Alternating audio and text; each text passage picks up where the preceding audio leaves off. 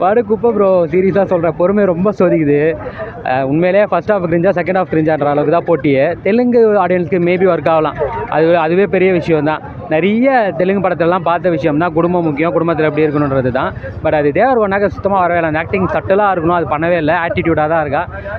நிறைய பேருக்கு ஸ்பேஸும் இல்லை, சுற்றி இவனையே தான் காட்டிகிட்டு இருக்காருங்க. அது ரொம்ப இரிட்டேட்டிங்காக ஆகுது படம் ஃபுல்லாகவே. நிறைய பேர் வந்து பாலையா ஃபைட்லாம் இருக்குன்றாங்க. ஐயோ, ஃபைட்டு சத்தியமாக வரத்தே இல்லை ப்ரோ. ஆக்சுவலாக ஆக்ஷன் சீன்ஸ்லாம் இருக்குது, அதை மாசாக காட்டணுன்ற ஸ்லோ மோஷன்லாம் பண்ணியிருக்காங்க. பட் பெருசாக ஒர்க்கே இல்லை, ஒர்க்கே ஆகலை எனக்கு. அதெல்லாம் ஃபைட் சீன்ஸ்லாம் ஒர்க்கே ஆகலை, படமே ஒர்க் ஆகலை. அப்புறம் எங்கே அது ஃபைட் சீன் மட்டும் அது பயங்கர கேவலமான ஒரு ட்விஸ்ட்டு. அது உண்மையாக சொல்லணும்னா கல்வன் படத்தில் கூட அந்த ட்விஸ்ட்டு நல்லா இருந்தது. இந்த படத்தில் படு மட்டும் அந்த இன்டர்வல்லாம். சரி, ஏன் உங்களுக்கு பேர் எப்படி இருந்துச்சு இந்த பேர்? ப்ரோ, அவன் மிருனால் தாக்கரை கிஸ் பண்ணால் படம் எடுத்து வச்சிருக்கான். அதுவும் கடைசி சீன்லாம் 7-8 வாட்டி கிஸ் பண்ணிடுவான். அதுக்காக படம் எடுத்து வச்சிருக்கான், வேறு எதுவுமே கிடையாது.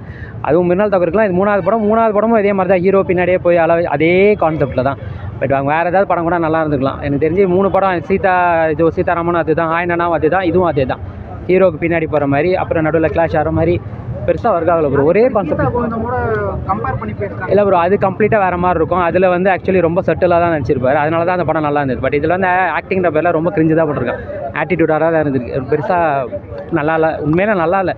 வரத்தே ஃபஸ்ட் ஹாஃப் செகண்ட் ஹாஃப் ஏதோ ஒன்று பெட்டராக இருக்குன்னா எதுவுமே இல்லை. பாட்டு சரியில்லை, படம் போயிட்டே இருக்குது. இதுதான் கிளைமேக்ஸ் தான் நம்மளால் முடிவே பண்ண முடியாது. இப்போ கூட ஒரு பாட்டு ஓடினு இருந்துச்சு, அதுதான் கிளைமேக்ஸ்லாம் தெரியல, இருந்துச்சு வந்துட்டேன் நான், அவ்வளோதான். அதுக்கு மேலே அதில் பார்க்க அளவுக்கு பொறுமை இல்லை. ஆக்டிங்லாம் நல்லா தான் இருந்தது. பட் அதெல்லாம் எனக்கு மொத்தமாக தேவர்கொண்டா மொத்தமாக கெடுத்து விட்டு போயிட்டார். அதான் ஹீரோயின் ஆக்டிங்லாம் ஓகே. 10க்கு ஒரு 1.5. குடும்ப ஃபேமிலி தானே கூட, அதுவும் மிருனால் தாக்கூருக்காக என் செல்ல ஒருத்தனை பிடிச்சி கடிக்கிறதுக்குனே அந்த படம் எடுத்து வச்சிருக்கான் ப்ரோ. அவன் கான்செப்டே அதுதான் ப்ரோ. எப்போ பார்த்தாலும் அவன் வந்து மற்றவங்க பண்ணுறதோட நான் தனியாக பண்ணுறேன்றல ஆட்டிடியூட் காட்டி கிரிஞ்சு பண்ணிருக்கிறது தான். அதே தான் எதிரையும் பண்ணியிருக்கான். குடும்ப படம் சொல்கிறேன், நம்மளுக்கு கருத்து சொல்கிறேன், கதை சொல்கிறேன், கண்டென்ட் ஆகி வச்சு தான் அது சுத்தமாக ஒர்க் ஆகலை இந்த இடத்துல. நல்லா இருந்ததுண்ணா. அது ஃபேமிலி ஸ்டார்னா குடும்பத்தில் இருக்கிறவங்கள பற்றி போட்டிருக்காங்க. சூப்பராக ராஷிகண்ணாவும் இது நல்லா இருக்கு. ஹாய் எவ்ரிபடி, ஆதியன் சேனலுக்கு சப்ஸ்கிரைப் பண்ணுங்கள், லைக் பண்ணுங்கள், ஷேர் பண்ணுங்கள், பெல் ஐக்கானை டங்குன்னு ப்ரெஸ் பண்ணுங்கள்.